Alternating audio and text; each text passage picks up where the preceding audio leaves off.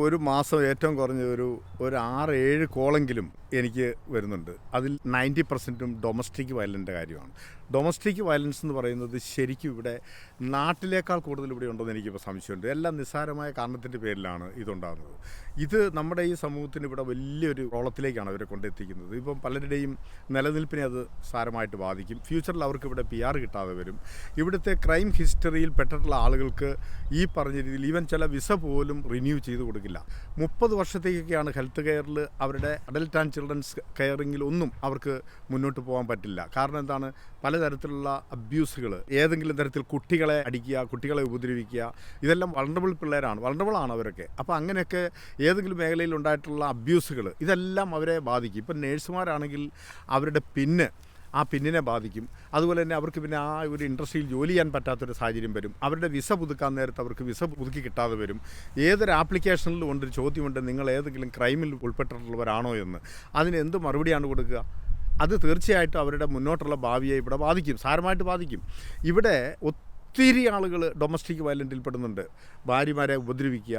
ഇപ്പോൾ ഭാര്യമാരെ ഉപദ്രവിക്കുക എന്ന് പറയുമ്പോൾ ഭർത്താക്കന്മാരെ ഉപദ്രവിക്കുന്ന ഭാര്യമാരും ഉണ്ട് കേട്ടോ. അപ്പം ഇത് രണ്ടും ഉണ്ട്. പക്ഷേ അത് ആനുപാതികമായിട്ട് കുറവാണെന്ന് മാത്രമേ ഉള്ളൂ. പക്ഷേ ഇത് രണ്ടും ആ ഒരു ഡിഗ്രിയിൽ തന്നെയാണ് ഇവിടുത്തെ ഗവൺമെൻറ് എടുക്കുക. അതുകൊണ്ട് അതിനകത്ത് ആർക്കും രക്ഷപ്പെട്ടു പോകാമെന്ന് വിചാരിക്കേണ്ട. പിന്നെ അതുപോലെ തന്നെ കാസിനോയിൽ പോയിട്ട് ചൂതാട്ടം നടത്തുക, ഇതൊക്കെ ഭയങ്കരമായിട്ട് ഇവിടെ നടക്കുന്നുണ്ട്. ഭാര്യ രാത്രി നൈറ്റ് ഡ്യൂട്ടിക്ക് പോവുക, എന്നിട്ട് ആ സമയത്ത് ഭർത്താവ് എന്താ ചെയ്യുന്നത്, അവരുടെ ക്രെഡിറ്റ് കാർഡും ഭാര്യയുടെ ക്രെഡിറ്റ് കാർഡും ഡെബിറ്റ് കാർഡും ഒക്കെ ഇവരെടുത്തുകൊണ്ട് പോവുകയാണ്. എന്നിട്ട് പോയിട്ട് ഒറ്റ രാത്രി കൊണ്ട് തന്നെ 4000-5000 പൗണ്ടൊക്കെ കാസിനോയിലൊക്കെ പോയിട്ട് കളിച്ച് കളയുക. ഇവർ കൂടുതൽ പൈസ ഉണ്ടാക്കാൻ പോകുന്നതാണ്. ഇതും സെയിം ലോട്ടറി തന്നെ. ലോട്ടറി എടുത്ത് എന്തോരം ആളുകൾ നശിക്കുന്നു. ലോട്ടറി ഇപ്പോൾ ഇവിടെ മില്യൺസ് പൗണ്ട് ലോട്ടറി കിട്ടുമെന്നും പറഞ്ഞുകൊണ്ട് ലോട്ടറി എടുക്കുന്നു. ഇവിടെ ആരെയും അങ്ങോട്ട് വിളിച്ചിട്ട് നിങ്ങൾ ലോട്ടറി എടുക്കുന്ന പറഞ്ഞാൽ നമ്മുടെ നാട്ടിലെ പോലെ നമുക്ക് വേണമെങ്കിൽ നമുക്ക് തന്നെ പോയി മേടിക്കാം. പക്ഷേ ഇവിടെ നമ്മുടെ നാട്ടിൻ്റെ ഒരു അവസ്ഥ പറഞ്ഞു കഴിഞ്ഞാൽ അതിനെക്കാട്ടിലും ഭയങ്കര ഭീകരതയാണ്. കാരണം നമ്മുടെ നാട്ടിൽ ഗവൺമെൻറ്റിൻ്റെ ഏറ്റവും വലിയ ഇൻകം എന്ന് പറയുന്നത് ലോട്ടറിയും ആൽക്കഹോളുമാണ്. ഏതെങ്കിലും ഒരു രാജ്യത്ത് അത് അംഗീകരിക്കാൻ പറ്റുന്നൊരു കാര്യമാണോ ചെയ്യുന്നത്? സത്യം പറഞ്ഞു കഴിഞ്ഞാൽ വിഷമം തോന്നുകയാണ്. നമ്മുടെ നാട്ടിലെ ആളുകളെ ജോലി ചെയ്ത് കഷ്ടപ്പെട്ടുണ്ടാക്കുന്ന കാശ് മുഴുവൻ ആൽക്കഹോളിന് ലൈനിൽ നിർത്തി ആൽക്കഹോൾ മേടിപ്പിച്ച് അതിൻ്റെ കാശ് കൊണ്ട് ഗവൺമെൻറ് ജനങ്ങളെ നന്നാക്കുന്നു എന്ന് പറയുന്നു. എനിക്കറിയില്ല കേട്ടോ, ഞാൻ ആ ഭാഗത്ത് ആൻസപ്പ് ചെയ്തിരിക്കുന്നു. അതെന്തും ആകട്ടെ, അത് ശരിയായൊരു രീതിയാണോ? ജനങ്ങളുടെ ആരോഗ്യത്തെ ചൂഷണം ചെയ്യുക ഗവൺമെൻറ് തന്നെ, എന്നിട്ട് ജനങ്ങൾക്ക് ജോലി ചെയ്ത് കിട്ടുന്ന പൈസ, കുടുംബത്ത് കൊണ്ടുകൊണ്ട പൈസ മുഴുവനും ആൽക്കഹോൾ മേടിച്ച് കളയിപ്പിക്കുക. ഇതൊക്കെയാണോ ഒരു ഗവൺമെൻറ് സമൂഹത്തോട് ചെയ്യേണ്ടത്? ഒരു ജനങ്ങളുടെ ക്ഷേമമാണ് ഉദ്ദേശിക്കുന്നതെങ്കിൽ ഇതാണോ ചെയ്യേണ്ടത്? ഇത് തന്നെ ലോട്ടറിയിലും നമ്മുടെ നാട്ടിൽ ചെയ്യുന്നത്. നമ്മുടെ നാട്ടിൽ ഒരു ലോട്ടറി കച്ചവടക്കാരൻ്റെ കടയിലിരിക്കുന്ന മുഴുവൻ ലോട്ടറി നിങ്ങളൊന്ന് എടുത്ത് വീട്ടിൽ കൊണ്ടുപോയിക്കേ, എന്നിട്ട് നിങ്ങൾ അതിൻ്റെ റിസൾട്ട് ഒന്ന് ചെക്ക് ചെയ്തേ. അതിനകത്ത് നിങ്ങൾ ആ ലോട്ടറി മേടിച്ചതിൻ്റെ പൈസ എങ്കിലും നിങ്ങൾക്ക് കിട്ടുമോ? അങ്ങനെയാണെങ്കിൽ അത് എന്ത് എളുപ്പമുണ്ടായിരുന്നു. ഒരല്പം സെൻസ് മേക്ക് ചെയ്ത് നമ്മളൊന്ന് ആലോചിച്ച് നോക്കിക്കഴിഞ്ഞാൽ മനസ്സിലാകില്ലേ. അപ്പോൾ പിന്നെ ഇത് മുഴുവനും തെറ്റായ രീതിയിലുള്ളൊരു സമീപനമല്ലേ. നമ്മൾക്ക് ഒരു ഭാഗ്യം വന്ന് കടാക്ഷിക്കാൻ ഒറ്റ ടിക്കറ്റ് എടുത്താൽ മതി. അത് ഒരു വർഷത്തിൽ ഒരെണ്ണം എടുത്താൽ മതി, കിട്ടാനാണെങ്കിൽ കിട്ടും. ഈ രീതിയിൽ ഒഴിവാക്കുക. എന്നിട്ടത് കിട്ടുന്ന പൈസ മുഴുവൻ ടാക്സ് ഇനത്തിൽ ഗവൺമെൻറ് തന്നെ മേടിച്ചെടുക്കുന്നില്ലേ നിങ്ങളോട്? ഇല്ലേ? നമ്മൾ ഒരു ആൾക്ക് ഇന്ത്യയിൽ ലോട്ടറി അടിച്ചു കഴിഞ്ഞാൽ അവരെടുന്ന ടാക്സ് മുഴുവൻ മേടിച്ചെടുക്കുന്നില്ലേ? എന്നാൽ നിങ്ങൾ ചിന്തിച്ചിട്ടുണ്ടോ, ഈ രാജ്യങ്ങളിൽ, ഈ യൂറോപ്യൻ രാജ്യങ്ങളിലൊക്കെ ഇവിടെ 100 മില്യൺ പൗണ്ട് ലോട്ടറി അടിച്ചാൽ പോലും, ഞാനിപ്പം UK കാര്യം പറയുകയാണ്, 100 മില്യൺ പൗണ്ട് ലോട്ടറി അടിച്ചാലും ഒരു 10 പൈസ അതിനകത്ത് ടാക്സ് പിടിക്കുന്നില്ല. എന്നാൽ പിന്നെ അതിനകത്തുനിന്നല്ലേ ടാക്സ് പിടിക്കേണ്ടത്? അത് ടാക്സ് ഫ്രീ ആണ് മുഴുവനും. ഒരാഴ്ചക്കുള്ളിൽ ഫണ്ട് നമ്മുടെ അക്കൗണ്ടിൽ വരും. ഇത് പറയും എനിക്ക് ലോട്ടറി ഒന്നും അടിച്ചിട്ടില്ല, ഇനി അങ്ങനെ തെറ്റിദ്ധരിക്കരുത്, ഇതിനെപ്പറ്റി അറിയാവുന്നതുകൊണ്ട് ഞാൻ പറയുകയാണ്. അപ്പോൾ അങ്ങനെയൊക്കെയുള്ള ഒരു രാജ്യത്ത് അത് ജനങ്ങളുടെ ക്ഷേമത്തിനും ആ പണം ജനങ്ങൾക്ക് ഉപകരിക്കാവുന്ന വിധത്തിൽ കിട്ടുന്നതിന് വേണ്ടിയിട്ട് തന്നെയാണ് അതങ്ങനെ നടപ്പാക്കുന്നത്.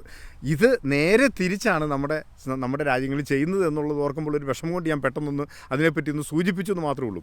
ഡൊമസ്റ്റിക് വയലൻറ്റ് ദയവ് ചെയ്ത് നിർത്തൂ. സ്ത്രീകളായാലും പുരുഷന്മാരായാലും ഈ രാജ്യത്ത് വന്നിട്ടുള്ള ആളുകൾ ജീവിക്കാൻ വേണ്ടി വന്നവരല്ലേ. നമ്മൾ നമ്മുടെ കുടുംബത്തെ നോക്കാനും കുഞ്ഞുങ്ങളെ നോക്കാനും ജീവിക്കാൻ വേണ്ടി വന്നവരാണെങ്കിൽ ഇത്രയും നല്ല രാജ്യങ്ങളിൽ വന്നിട്ട് ഇവിടെ ജീവിക്കാനൊരു അവസരം കിട്ടിയിട്ട് താൽക്കാലികമായിട്ടുള്ള ചില പ്രയാസങ്ങളും ബുദ്ധിമുട്ടുകളും എല്ലാവർക്കും ഉണ്ടാകും, ഇല്ലെന്ന് പറയുന്നില്ല. അത് ഇവിടെ വന്നിട്ടുള്ള എല്ലാവർക്കും ഉണ്ടായിട്ടുണ്ട്. അതിനെയൊക്കെ തരണം ചെയ്തല്ലേ ജീവിതം മുന്നോട്ട് കൊണ്ടുപോകാൻ പറ്റുള്ളൂ. നമ്മൾ ഏതൊരു നാട്ടിൽ ചെന്ന് കഴിഞ്ഞാൽ, ഇപ്പം നമ്മൾ കേരളത്തിൽ നിന്ന് തൊട്ടടുത്തൊരു ജില്ലയിലേക്ക് ഒന്ന് താമസം മാറിക്കേ, അവിടെ ചെല്ലുമ്പോൾ നമുക്ക് ബുദ്ധിമുട്ടുകൾ ഉണ്ടാകാറില്ലേ? വേറൊരു സ്റ്റേറ്റിൽ പോയി താമസിച്ചാൽ ബുദ്ധിമുട്ടുണ്ടാകാറില്ലേ?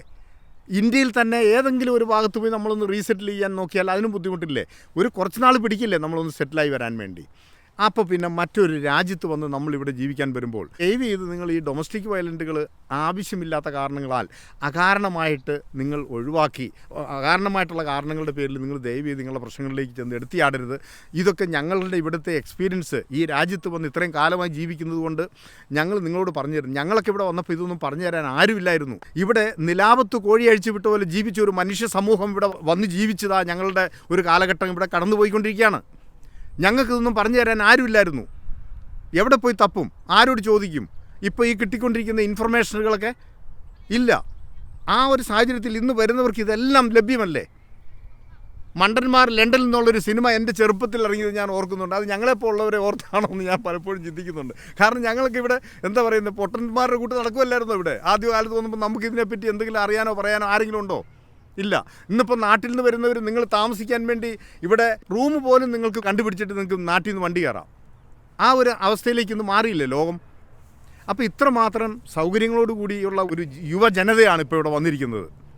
അതിന് പുറമെ ഗൾഫിലൊക്കെ എന്തോരം കാലം ജോലി ചെയ്ത ആളുകളാണ് ഇവിടെ എത്തിയിരിക്കുന്നത്. ആ വന്നിട്ടുള്ള ആളുകളൊക്കെ അവരുടെ ജീവിതം 10, 20, 18, 25 വർഷക്കാലം അവിടെ ജീവിച്ചിട്ട് അവരിങ്ങനെയുള്ള രാജ്യങ്ങളിൽ വന്ന് റീസെറ്റിൽ ചെയ്യാൻ വന്നിരിക്കുന്നവരാണ്. അവർ തിരിച്ച് നാട്ടിലേക്ക് പോകാത്തതിൻ്റെ കാരണം എന്താണ്? അവർക്ക് സമാധാനമായിട്ട് ജീവിക്കാനും അവരുടെ ജീവിതം മുന്നോട്ട് കൊണ്ട് അവരുടെ മക്കളുടെ എഡ്യൂക്കേഷനൊക്കെ ആയിട്ട് അവർ മുന്നോട്ട് പോകാൻ വേണ്ടിയല്ല വന്നിരിക്കുന്നത്. അപ്പോൾ പിന്നെ ചെറുപ്പക്കാരായിട്ടുള്ള ആളുകൾ, പിള്ളേരില്ലാത്തവരും പിള്ളേരുണ്ടാകാൻ പോകുന്നവരും പിള്ളേരുണ്ടാകാനിരിക്കുന്ന, അതുപോലെ തന്നെ പിന്നെ ഇവിടെ വന്നിട്ട് പിള്ളേരുണ്ടാകുന്നവരും ഒക്കെ ആയിട്ടുള്ള ചെറുപ്പക്കാരായിട്ടുള്ള ആളുകൾക്ക് കിട്ടിയ ഗോൾഡൻ ഓപ്പർച്യൂണിറ്റി അല്ലേ ഇത്? ഇങ്ങനെയുള്ള രാജ്യങ്ങളിൽ UK മാത്രമല്ല, ഈ ലോകത്ത് എവിടെ പോയി നമ്മുടെ മലയാളി സമൂഹം, നമ്മുടെ ഇന്ത്യൻ സമൂഹം പോയി ജീവിക്കാൻ ആഗ്രഹിച്ച് പോയിട്ടുണ്ടോ അവിടെയെല്ലാം അവരുടെ ജീവിതം കെട്ടിപ്പടുക്കാൻ തന്നെയാണ് പോയിരിക്കുന്നത്. അങ്ങനെയുള്ള ഒരു സാഹചര്യത്തിൽ കുടുംബ കലാപങ്ങളും കുടുംബ വഴക്കുകളും ഉണ്ടാക്കി ആ ജീവിതം തല്ലി തകർത്ത് കളയരുത്. ഓരോ ദിവസവും വരുന്ന കോളുകൾ, ഓരോ ആളുകൾ വിളിച്ച് പറഞ്ഞു കേൾക്കുമ്പോൾ നമുക്ക് വിഷമം തോന്നുകയാണ്. ചില കേസുകളിൽ ഡിവോഴ്സാണ് ആവശ്യപ്പെടുന്നത്. എനിക്ക് ഡിവോഴ്സിന് ഞാൻ എന്ത് ചെയ്യണം, അതിനെന്തെങ്കിലും അഡ്വൈസ് തരുമെന്നാണ് പറയുന്നത്. ഞാൻ കേൾക്കുമ്പോൾ ചിരി വരുമോ, എൻ്റെ ദൈവമേ, ഈ ഡിവോഴ്സിൻ്റെ ഇതിൻ്റെ ആളുകൾ എന്നെ വിളിക്കുന്നതെന്ന് ഞാൻ ചിലപ്പോൾ ചിന്തിക്കാറുണ്ട്. പക്ഷേ അവർക്ക് വിളിക്കാൻ തോന്നിയ ഒരാളാണെന്ന് തോന്നിയുകൊണ്ടായിരിക്കും അവർ പക്ഷേ വിളിക്കുന്നത്. അല്ലാതെ ഞാൻ അവർക്ക് ഡിവോഴ്സ് മേടിച്ച് കൊടുക്കുന്ന ആളാണെന്ന് വിചാരിച്ചിട്ടാണ്, ഒരിക്കലും അല്ല. അപ്പോഴും എനിക്ക് വിഷമം തോന്നാറുണ്ട്, ഈ ചെറുപ്പക്കാരായിട്ടുള്ള ആളുകൾക്ക് ഇത്ര പെട്ടെന്ന് ജീവിക്കാൻ തുടങ്ങിയിട്ടേ ഉള്ളൂ, അപ്പം തന്നെ ഡിവോഴ്സ് മതി. നിസ്സാരമായ കാരണങ്ങളാണ് പറയുന്നത്. ഒന്നെങ്കിൽ അതൊന്നും ഞാൻ പറയുന്നില്ല, ഭാഗത്തേക്ക് നിസ്സാരമായ കാരണങ്ങൾ. അപ്പോൾ ഇതൊക്കെ തീർച്ചയായിട്ടും എനിക്ക് പറയാനുള്ളത്, ഇതൊന്നും അതിന് പറ്റിയൊരു കാരണങ്ങളൊന്നുമല്ല. പേരൻസ് രണ്ടുപേരും കൂടെ വഴക്ക് കൂടുമ്പോൾ അത് കണ്ടുകൊണ്ട് നിൽക്കുന്ന ആ മക്കളുടെ അവസ്ഥ എത്ര ദയനീയമാണ്. അവരെയല്ലേ ഇതെല്ലാം ബാധിക്കുന്നത്, അവരുടെ മാനസിക നിലയല്ലേ തകർക്കുന്നത്. അതുപോലെ തന്നെ ഡൊമസ്റ്റിക് വയലൻസിലേക്ക് നിങ്ങൾ പോയി കഴിഞ്ഞാൽ നിങ്ങളുടെ ഇവിടെയുള്ള ജീവിതം വഴിമുട്ടിപ്പോവും. അതുപോലെ തന്നെ ആൽക്കോൾ കഴിച്ച് വണ്ടി ഓടി എന്തോരം കോളുകളാണ് വരുന്നത്, എത്ര ആളുകൾ. മിനിങ്ങാന്നൊരു കോൾ വന്നു, ആൽക്കോൾ അടിച്ച് വണ്ടി പിടിച്ചു. പലതവണ പറഞ്ഞിട്ടുണ്ട്, നിങ്ങൾ ദയവ് ചെയ്ത് ആൽക്കോൾ കഴിക്കുന്നുണ്ടെങ്കിൽ നിങ്ങൾ വണ്ടി ഓടിക്കരുത്, നിങ്ങൾ ടാക്സി പിടിച്ചു പോകും. നിങ്ങളുടെ കുഞ്ഞുങ്ങളെയും കുടുംബത്തെയും കയറ്റി നിങ്ങൾ വണ്ടി ഓടിച്ച് നിങ്ങൾ പോകുമ്പോൾ നിങ്ങൾക്ക് ഡബിൾ ശിക്ഷയാണ് കിട്ടുന്നത്. അതും കൂടെ നിങ്ങൾ മനസ്സിലാക്കുക. നിങ്ങൾക്ക് കിട്ടേണ്ട ശിക്ഷയുടെ ഡബിൾ കിട്ടും. എന്താ കാരണം? ആ വൾണറബിളായിട്ടുള്ള ആളുകളെയും കൂടെ കൊണ്ട് കൊല്ലാൻ കൊണ്ടുപോയെന്നാണ് അതിൻ്റെ അർത്ഥം. ഈ കഴിഞ്ഞ ദിവസം ഒരാൾ വിളിച്ച് എന്താ പറയുന്നത്, പെട്ടെന്നൊരു ദേഷ്യം തോന്നി ഫോൺ വെച്ചൊരു ഒറ്റ ഏറ് കൊടുത്തു, ഭാര്യയുടെ തലയ്ക്ക് കൊണ്ടു. ആ സമയത്ത് കാറി കൂയി കരഞ്ഞു. അടുത്ത അയൽവാസികൾ പോലീസിനെ വിളിച്ച് അവിടെ വലിയ ബഹളമാണെന്ന് പറഞ്ഞ് പോലീസ് വന്നു. അപ്പോൾ പിന്നെ പോലീസ് ഭർത്താവിനെ പിടിച്ചുകൊണ്ട് പോകും എന്ന് പറഞ്ഞതുകൊണ്ട് അവർ പറഞ്ഞു ഇല്ല, ഞാൻ ഉരുണ്ട് വീണമെന്ന് പറഞ്ഞു. ഇവിടെ ഉരുണ്ട് വീണതാണോ എന്ത് പറ്റിയതാണെന്ന് കൃത്യമായിട്ട് ചോദിച്ച് മനസ്സിലാക്കാനും അതിൻ്റെ സിംറ്റംസൊക്കെ കണ്ടുപിടിക്കാനും ഒക്കെ ഉള്ള സംവിധാനങ്ങളൊക്കെ ഉണ്ട്. അവസാനം ആളെ വന്ന് അറസ്റ്റ് ചെയ്തുകൊണ്ട് പോയി. അങ്ങനെ എത്ര സംഭവങ്ങളുണ്ട്. കൃത്യമായിട്ടും കഴുത്തിന് മേലോട്ടുള്ള ആക്രമണം ഏത് ആക്രമണത്തെയും ഒരു കൊലപാതകത്തിന് തുല്യം, കൊല ചെയ്യാൻ വേണ്ടിയിട്ട് എടുത്തിട്ടുള്ള ഒരു അറ്റംപ്റ്റ് ആയിട്ടല്ലേ കണക്കാക്കുക. പെട്ടെന്നുള്ള ദേഷ്യത്തിന് ചെയ്യുന്ന കാര്യങ്ങളാണ്.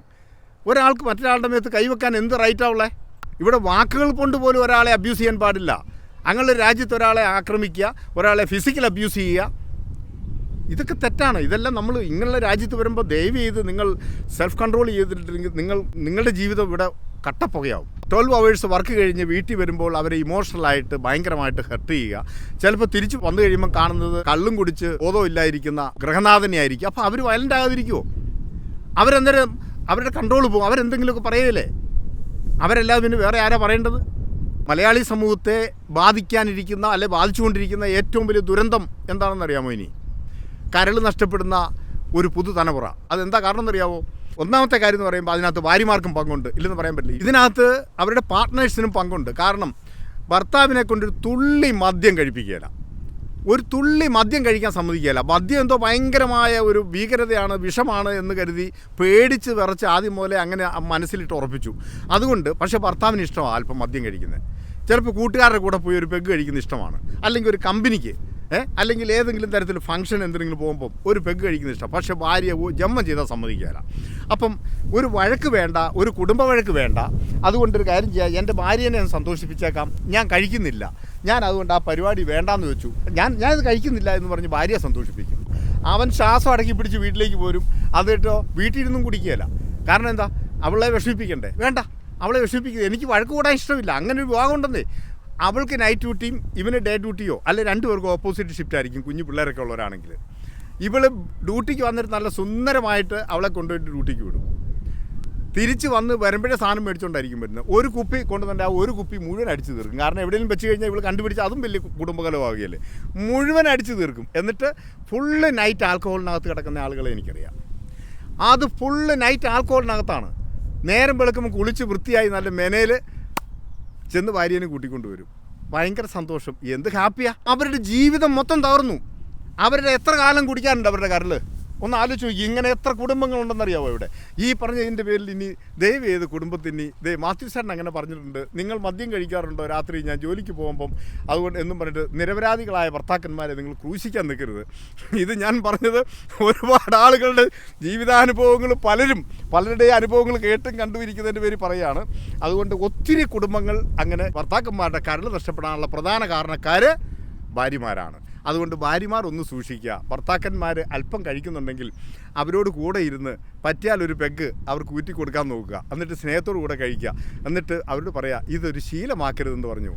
അതൊരു കമ്പനി സേക്ക് രണ്ട് പേരും അറിഞ്ഞുകൊണ്ടുള്ളതായിരിക്കട്ടെ. അതൊക്കെ അവരെ മാറ്റി നിർത്തി കഴിയുമ്പം അത് ആഗ്രഹമുള്ളവരുടെ മനസ്സിൽ ഫ്രസ്ട്രേഷൻ ഉണ്ടാവും. അന്നേരം അവർ കുടുംബവഴക്കുണ്ടാക്കാൻ, ഞാൻ എന്നാൽ പിന്നെ കുടിക്കൂടി നീ എന്നാ ചെയ്യുന്നതെന്ന് കാണിക്കട്ടെ എന്ന് പറഞ്ഞിട്ട് ബഹളം ഉണ്ടാക്കാൻ താല്പര്യമില്ലാത്ത ഭർത്താക്കന്മാർ ചെയ്യുന്ന പണിയാണിത്. അതുകൊണ്ട് ആ ഒരു അവസ്ഥ മാറ്റൂ. അപ്പോൾ അവരുടെ കരൾ കുറേ കാലം, 5 വർഷം കൊണ്ട് തീരേണ്ട കരൾ ഒരു 25 വർഷം നിൽക്കും. അല്ലെങ്കിൽ ഉണ്ടല്ലോ പെട്ടെന്ന് കരൾ പോകും. അങ്ങനെ ഒരു അവസ്ഥയുണ്ട്. ഒന്ന് ആലോചിച്ചു.